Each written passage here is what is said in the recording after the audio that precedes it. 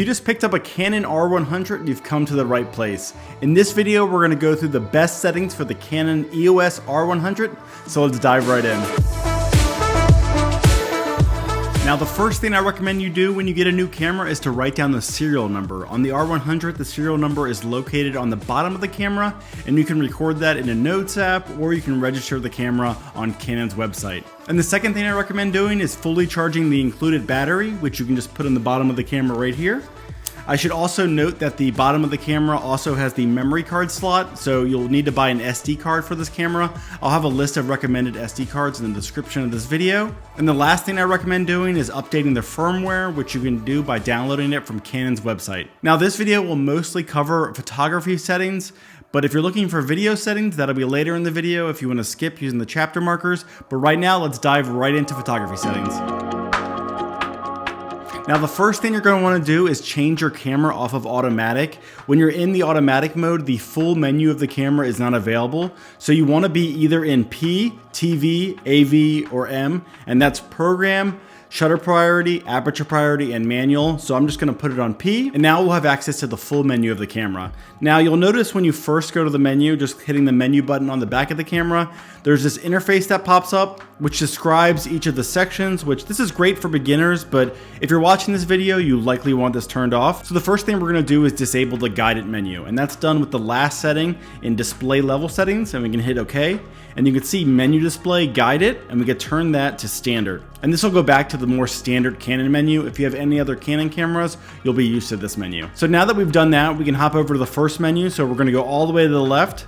This is the shooting menu, and we're going to be in shooting menu number 1. And the first thing I recommend doing is setting the camera to shoot RAW. Now, RAW images basically give you more flexibility while you're editing. You can see here, you can select it using the toggle wheel right here. So now I have it set to shoot RAW. And then you can use the arrows on the back of the camera to turn off JPEG. So now the camera is only shooting RAW. Now, if you don't plan on editing your photos, I'd recommend keeping it on JPEG, but anybody who's serious about photography is gonna wanna turn this to RAW and actually edit their photos in a program like Lightroom, or even using the Apple default Photos app. The second thing we're gonna change is the max ISO for auto. So you can see here on ISO speed settings, and then if we go down to max for auto, the default setting is 6400 ISO, which can be pretty grainy, but I think it'll just end up giving you longer shutter speeds and ended up giving you more blurry photos. So I recommend turning this to 1200 here so that the camera will go to a higher ISO when you're using automatic settings, so you can sacrifice ISO for shutter speed. And then right below that, you'll see auto lighting optimizer. You're gonna wanna turn this off.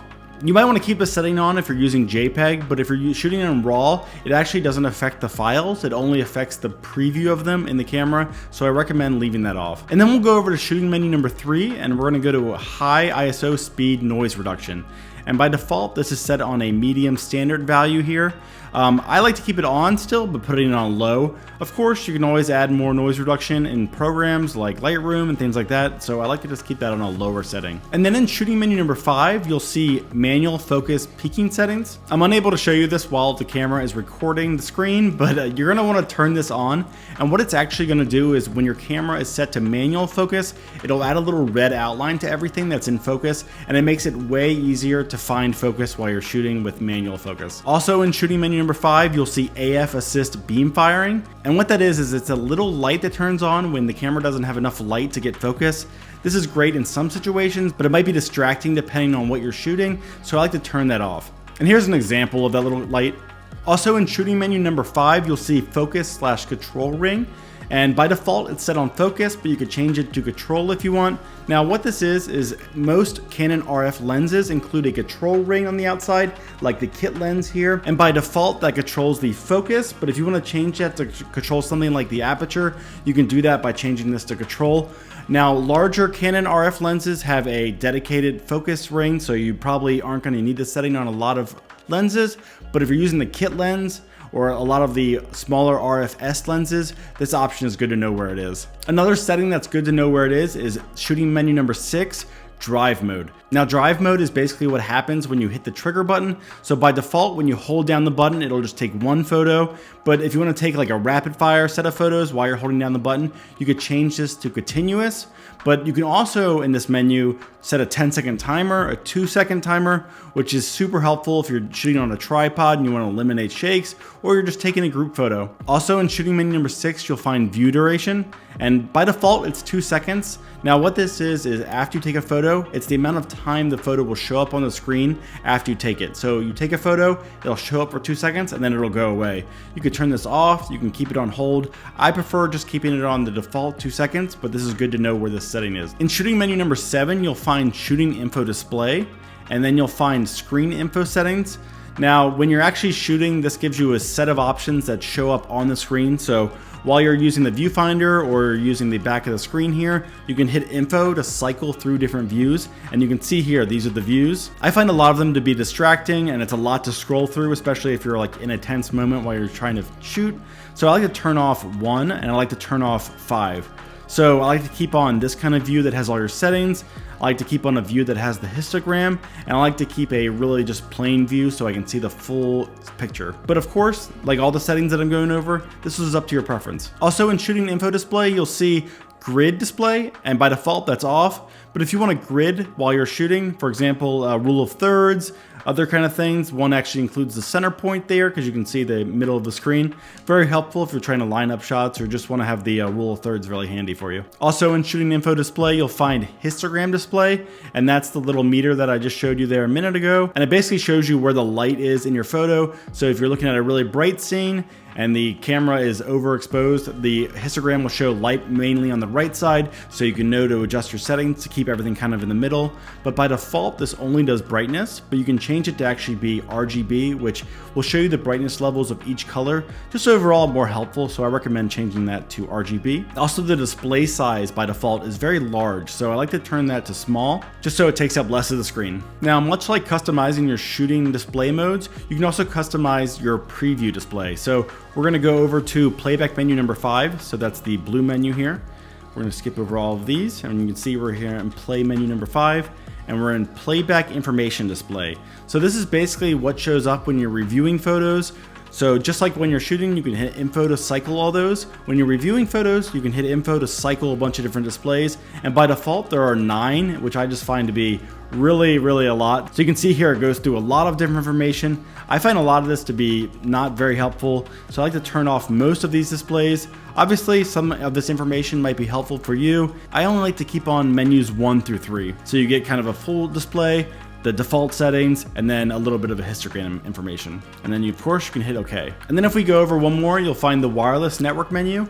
And here you can set up the Wi-Fi connection to the app on your phone. I highly recommend doing that because the times that you're gonna need it, you're gonna probably not have it set up and then you'll be fumbling with it. So it's always great to have that set up and understand how it works before you dive into any kind of shooting situation. But if you're not actively using that mode, I recommend turning airplane mode on to save battery life.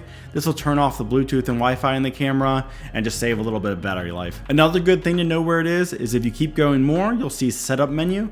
And here we're in setup menu number 1, and format card. I find this to be obviously really helpful. Anytime I shoot and then I dump all my photos on my computer, after that, when I put the card back in my camera, I like to format the card. And what formatting is it's deleting everything off of the card, so be careful with this option, but it's super helpful for staying organized for your shoots. Also in setup menu number 1, you'll find auto rotate. And by default, the camera will actually rotate images that are portrait mode, and it's kind of like confusing on the back of the camera. Of course, you want to have it so it rotates them when you're actually viewing them on a computer. I recommend setting it to only on computer. This makes it so when you're reviewing a portrait style photo on the back of the camera, it actually will be portrait, so you can see the full picture. Also in setup menu number 1, you'll find the date and time zone, and here you can set the exact time.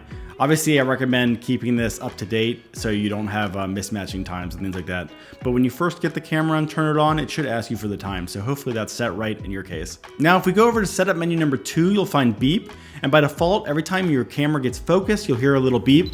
And that can get really annoying over time, so I like to disable the beep. Also in setup menu number 2, you'll find eco mode. If you're really dying for battery and you need to get that last little bit out of the camera, I recommend turning that on. It's basically like a low power mode. save you a little bit of battery life. And then in setup menu number 4, you'll find copyright information. And here you can put in your name and things like that, and it'll be written into the EXIF data of the photo, so you can see who the author of the photo is. Just something really easy to do, but then you know that every picture from the camera is getting a little bit of metadata with your name on there. Also in setup menu number 4, you'll find the firmware option. And just like I spoke about before, you can download a firmware from Canon's website, put it on your SD card, put the card in, and then you go to this section on the menu. And once you open it, you'll see you can hit camera. And then if you have a firmware file on your SD card, it'll actually show up here and you can update the firmware right on the camera. And this goes for lenses too. Next is the display level settings. As we did before, we turned on the standard menu instead of the guided, but there are a few other functions that kind of help newbies, and that is the mode guide and feature guide. I recommend turning both of these off. Now the mode guide is whenever you change the shooting mode like this. You can see it's giving me a little example of what each mode is. Obviously, this is super helpful for beginners, but maybe you're more experienced, you just want to turn this off. That's where you do this. So you can go in here, turn off mode guide, and that disables those menus. Now feature guide is a little pop-up that shows a description of each feature. You can see it here popping up right now. So if we turn that off, it'll disable those little help menus. Again, these are great for beginners, but if you're kind of more experienced with cameras, you probably want to turn these off. And then the last and final menu is the My menu. Now here you can basically register any of the items that we've gone over and anything else in the menus into a custom menu. I highly recommend doing this, especially if you're going to use the camera a lot. You can put in your favorite functions here. I like to put things like format memory card since I use that a lot. Overall, just a really convenient way to include your favorite settings in a quick, easy, accessible menu. Now that's a quick overview of all the photography settings. There are of course some video settings that I'm going to go over. You'll notice that the Canon R100 has a record button on the top, and what this will actually do is any mode that you're in, it'll just start recording a video, and it'll default to the settings in the shooting menu over here in shooting menu number 8. You can see here it only lets you pick 1080p, and maybe you want to shoot 4K. A lot of video shooters want to shoot 4K. I prefer to shoot 4K, but the little quick record button when you're in any of the photo modes, it won't let you actually do 4K, which is kind of frustrating. But luckily there is a dedicated video mode on the top. So we're going to switch over to that, and we're going to hit menu. And now we're in the dedicated video menu, and you can see by default we're on 1080p, but we can switch it over to 4K 24 FPS as you can see here. And now we're actually able to shoot in 4K. Now that is one option I would change if you're a video shooter. Also, you'll see here the shooting mode, and this is actually lets you pick auto exposure or manual. If you're a more serious video shooter, you're probably going to set this to manual exposure. In the manual mode, you can pick your shutter speed, your aperture, your ISO, things like that. So if you're not an advanced video shooter, you're probably going to want to keep this on auto exposure. Also in the video recording modes, you'll find sound recording. Auto is pretty good if you're going to use the microphone built into the camera, but if you're going to attach a microphone to the top like a Rode mic, you're definitely going to want to change this to manual. Now this will depend on what microphone you're using, but typically you're going to want to change the recording level down a whole lot. So it's going to be like on the first couple of notches. Definitely test it depending on what microphone you have. A lot of microphone producers also give you a recommended setting, but basically when it's on manual, it'll let the microphone stay at a solid level, while when the sound recording level is on automatic, the level will actually increase when there's silence. So if your microphone is attached and you're not talking, you'll hear a lot of like static noise and things like that. So that's a reason you're going to want to set your sound recording to manual. Definitely play with the setting to get it right in your case. And one last thing for the video settings, in video setting number 7 in the shoot menu, you can see here IS, image stabilization mode.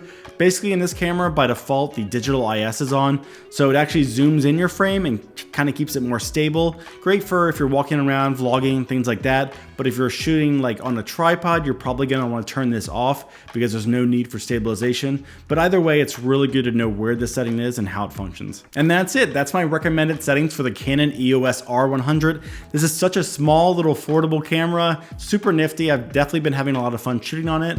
And I want to give a shout out to B&H Photo for loaning me this camera. I buy all of my camera equipment through B&H, and I highly recommend them if you're looking for filters, cameras, lenses, anything like that, anything for photography. Definitely check out B&H. And if you enjoyed this video, remember to like and subscribe, and thanks for watching.